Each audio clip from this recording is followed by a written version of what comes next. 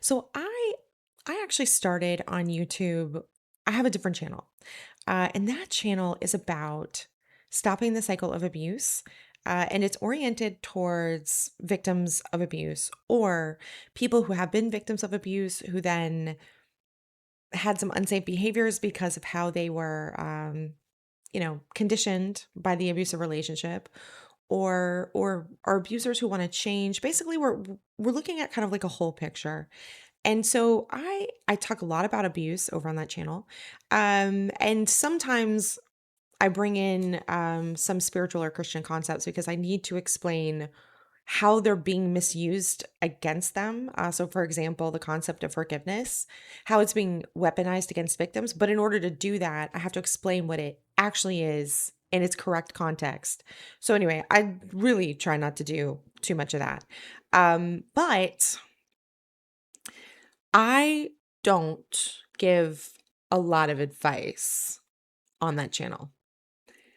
I generally will say, here are things that I have done. Here's what I've seen victims do. Here's what I've seen work sometimes. Here's a different tool that may work another time. And the reason why I do that, and I haven't told them on the channel uh directly. The way I explain it to them is, well, first of all, I'm more interested in like, okay, let's break down these concepts. How is this applying to the experience that you've had?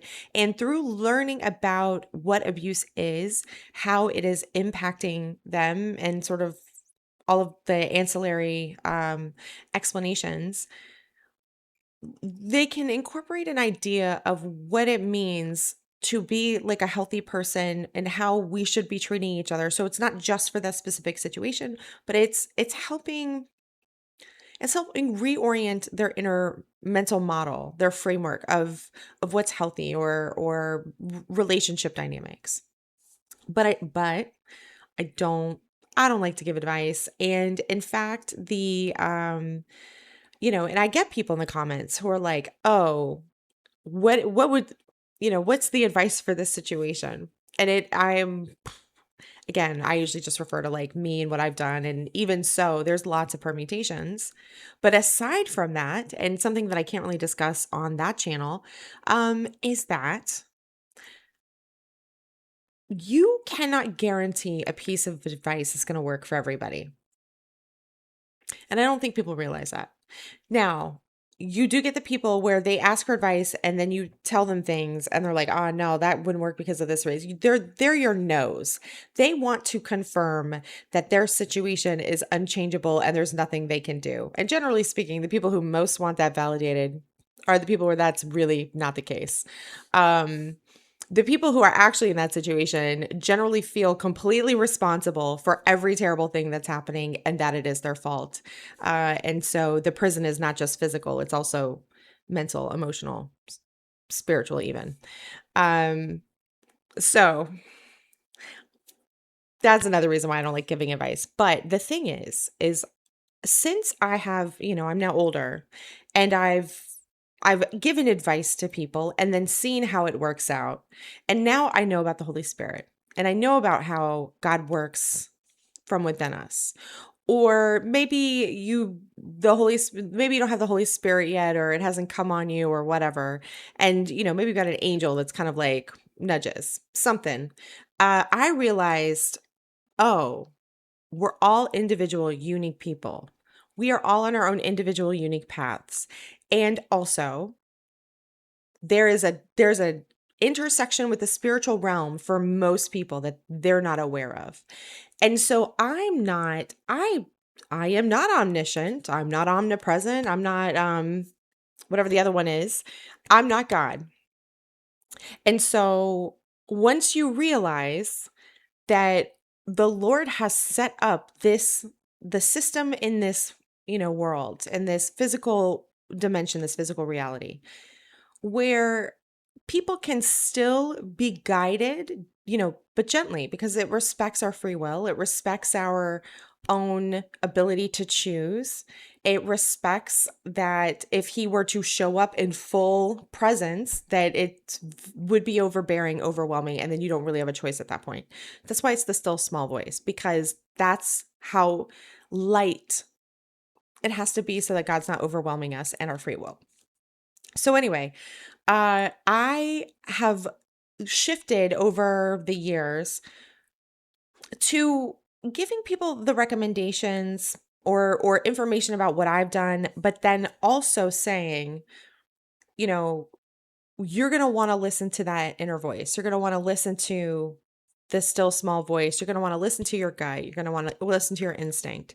So I'm not saying the Holy Spirit's within you or there's angels or something and you got to listen to that. Like, I want to empower victims to be listening to themselves instead of automatically turning outward for someone to dictate at them who they are, what they should be doing, how they are being wrong. I mean, that's basically a replication of the pattern. Even if you intend it for good, it's unintentionally a replication of a very bad pattern. And the reason why it's a bad pattern is because you are overwhelming a person and you are essentially setting them yourselves up kind of like over them.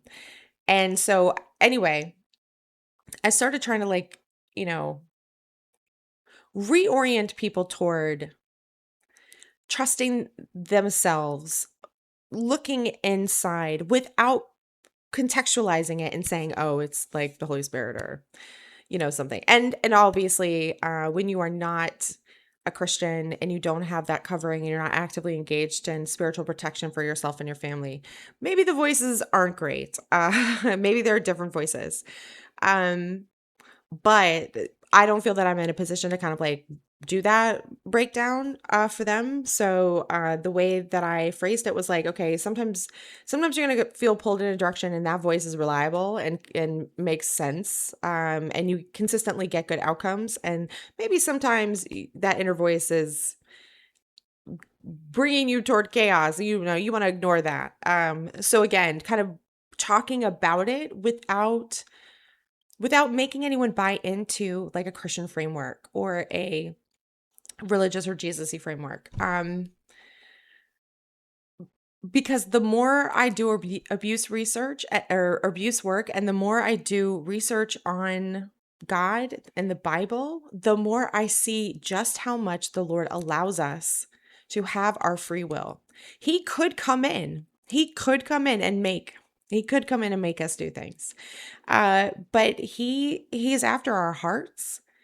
He's very, very gentle. Like he eventually gets to the point where there are consequences for like the things that we're doing. But in general, he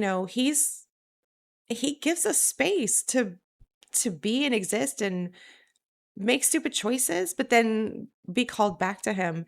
And so when I'm giving this framework to victims of abuse, especially ones who are like trying to raise their children, and maybe there's like another abusive parent, and it's like, oh my gosh, how do you navigate this? And it's like, I can't, I cannot give a single piece of advice that is going to work for every single person because everybody is in a different situation and it may not work out for them in the same way. Like if it were easily replicatable, if it were a system, they would have found the answer already and been able to implement it, right? Like, oh, I read the book and I did the thing and voila, we're here, Even when you know, quote unquote, know the answer, there's still the implementation part. And so we know it's not really a system. We want to say it's a system. We want to be able to just say, eat less calories and you'll lose weight and that's it. We're done. You're just doing it wrong, right? Or you just have to optimize your resume for the AI scanner filters and blah blah blah. And if you don't get an interview, it's not, that's on you. Or follow this system for investing, right? People don't implement things the same way. Not everybody has the same capacities. Not everybody's supposed to be doing the same things. We are all individual people with our own set of skills and capacities.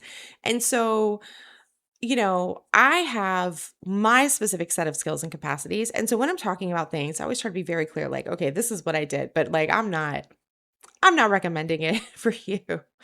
Um, so, as, as I've gotten older, I've really seen how giving advice, like, oh, I have the answer, how it backfires, how people who trusted you and just implemented whatever it is you told them to do. How there can be downstream impacts for decades because we're not God, we don't know. And so at every stage of things, you want to preserve somebody's choice and ability to choose. So that way, even if things go off the rails, they're in a position of like, well, I chose this. And what an adventure I had, what a thing I learned. Whereas if they're just doing what you tell them to do, and things go wrong, it's like, well, you did this. You messed up my life. Um, yeah. So I think as I was doing Bible research, as I was seeing, oh, how these pieces pull together, it so it's so underscored for me how abusive systems are, people can be, when we are trying to make people, we're trying to tell them what they should do. And at the end of the day, it it has to be their choice. They have to be the ones making the decision, because they're the only ones who is going to be gestalting with God, or, you know, however they are with the spiritual realm. They're the ones that are doing that. They're the ones that are getting information that they need. So if they hear a piece of information that comes from, me or someone else, and that inner voice is like, oh, yeah, that makes sense. Let's do that. Versus coming in, telling them this is what you should do and this is how it is. And da da da da da. It's very defining. And there is somebody in the abuse field. Her name is Patricia Evans, and she says that she calls defining a type of verbal abuse where you define a person to themselves. And she's not doing this in a Christian or religious context at all. But once I became Christian and I started doing the research, and I realized like, when we define people like that, we are pinning them as if they are static, as if they don't exist in time, as if they don't have a choice, as if they can't change or make different decisions. So not only is that wrong, but that is also the thing that the enemy tries to do to us. Anyway, I hope this makes sense, and I'll talk to you next time.